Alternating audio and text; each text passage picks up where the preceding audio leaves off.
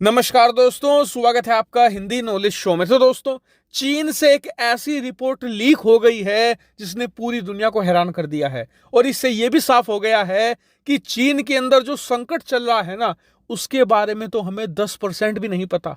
असल में तो खेल बहुत ज्यादा बड़ा है। और यकीन मानिए, आप खुद हैरान रह जाएंगे जब मैं आपको ये सारे आंकड़े बताऊंगा। लेकिन उससे पहले आपको बता दूं कि ये रिपोर्ट दो हिस्सों में है। एक तो चीनी सरकार से जुड़ी हुई, और दूसरी रिपोर्ट है चीन की राजधानी बीजिंग में एक बहुत बड़ी यूनिवर्सिटी है, सिन्हुआ यूनिवर्सिटी।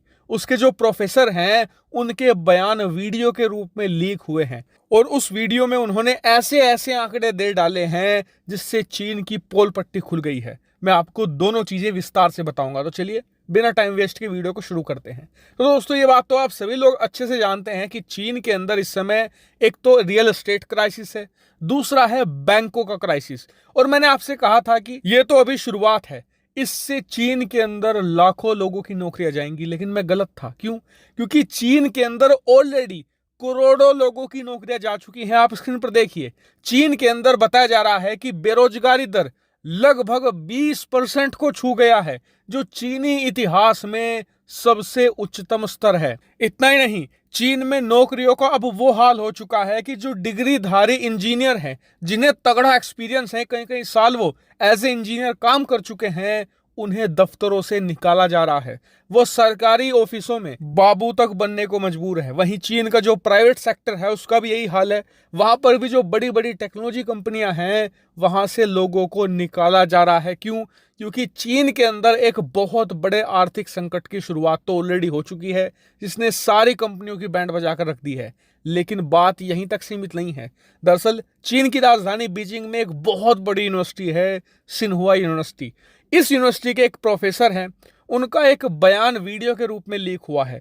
उसमें उन्होंने ये बताया है कि दुनिया को अब पता चल रहा है चीन के संकट के बारे में, लेकिन इसकी शुरुआत तो जनवरी में हो चुकी है। दरअसल उन्होंने ये बताया कि इस साल के शुरुआत के जो क्वार्टर थे, यानी कि जनवरी, फरवरी और मार्च के महीने में चीन के अंदर करीबन 4,60,000 जो छोटी और बड़ी कंपनियां हैं, वो बंद हो चुकी हैं, दिवालिया घोषित हो चुकी हैं। इतना ही नहीं, सिर्फ जनवरी, फरवरी और मार्च के महीने में ही चीन के अंदर 31 लाख ऐसे परिवार थे जो बिजनेस फैमिली थे, यानी कि तरह तरह के बिजनेस किया करते थे और फैमिली रन बिजनेस चलाया करते थे मेनली। वो सभी बिजनेस परिवार दिवालिया घोषित हो चुके हैं, उनके घर बार बिक चुके हैं। स्क्रीन पर आप खुद देख सकते हैं डाटा। और चीनी सरकार के लिए इससे भी बड़ी मुसीबत तो अभी इंतजार कर रही है। क्यों? क्योंकि इस साल के शुरुआत में ही, सिर्फ 3-4 महीनों में ही करीबन 1,76,00,000 नए लोग कॉलेजों से डिग्री लेकर निकले हैं, जिन्हें नौकरियां नहीं मिल रही हैं। वो फ्रस्ट्रेटेड हैं। क्यों? क्योंकि उनके ऊपर एजुकेशन लोन का दबाव है। उन्हें जल्द ही नौकरियां नहीं मिली तो उनकी हालत बैंक और खराब कर देंगे। वहीं हमें चीन का टोटल नंबर भी पता चल चुका है।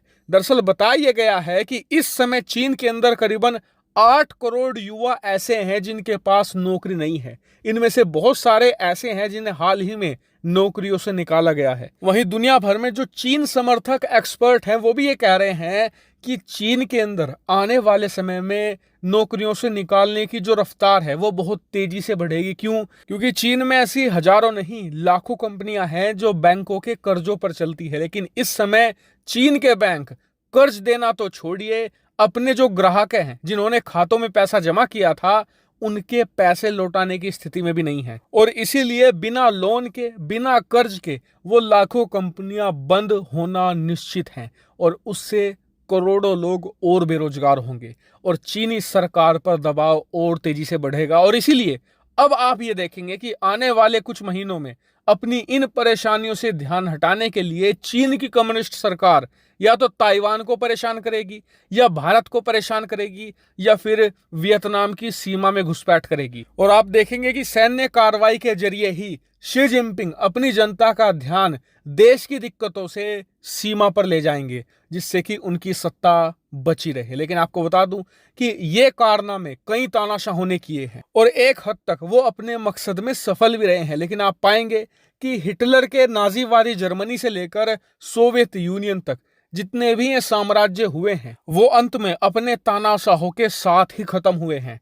चीन का भी हाल वही होगा। शी जिनपिंग खुद तो डूबेंगे ही, लेकिन पूरे चीन को ले डूबेंगे। हालांकि इस पर आपका क्या मानना है, कमेंट करके जरूर बताएगा। फिलहाल इस वीडियो में इतना ही। Thank you very much for watching video.